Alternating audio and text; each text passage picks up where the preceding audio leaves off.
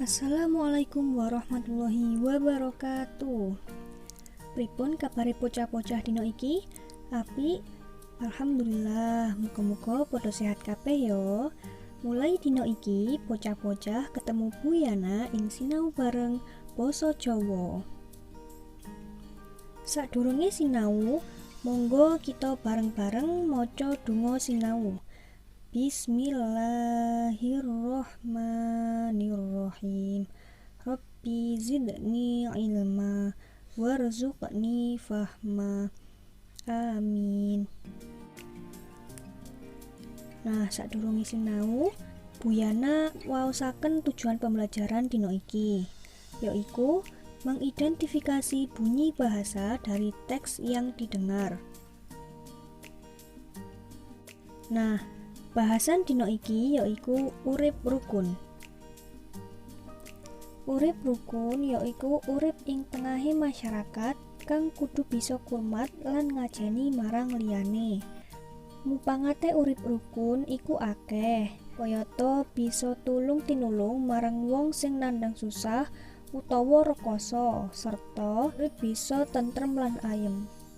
Tumindak rukun. Urip rukun bisa ditindakake ing lingkungan masyarakat, lingkungan keluarga, lingkungan sekolah, lan sapanunggale. Tumindak rukun ing lingkungan keluarga yaiku mbiyantu penggaweane wong tuwa, rukun karo sedulur, ngajari adine sinau, dolanan bareng adikne, lan sapanunggale. Tumindak rukun ing lingkungan sekolah, dolanan bareng kanca-kanca, sinau bebarengan, nyilihi petelote kanca, lan sapanunggale. Tumindak rukun ing lingkungan masyarakat yaiku melu kerja bakti ing kampung, mbiyantu tangga sing nandang susah, tulung tinulung marang liyan, lan sapanunggale. Nah, saiki bocah-bocah ayo diwaos bareng-bareng wacan ing ngisor iki. Irah-irahane yaiku guyub rukun. Jenengku Dewi Larasati. Saiki aku kelas 2 MI. Aku duwe kangmas lan adik.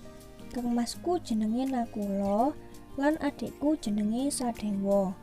Bapakku asmane Pak Giarto. Ibuku asmane Bu Sri Rejeki. Dina Minggu wayahe prei, aku lan keluargaku padha resik-resik omah. Penggawean sing abot ditandangi bebarengan. Kabeh padha tulung tinulung. Aku, kangmas lan adikku tansah rukun, ora tau padudon. Saben dinane budal sekolah bareng. Bapak lan ibu bungah atine amarga ngerti anak-anake padha rukun. Nah, saiki ana tugas gawe bocah-bocah.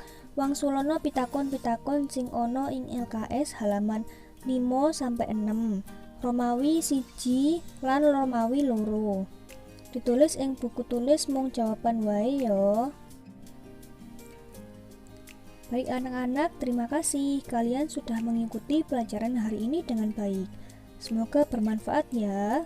Bu Yana ucapkan cekap semanten, matur nuwun. Wassalamualaikum warahmatullahi wabarakatuh.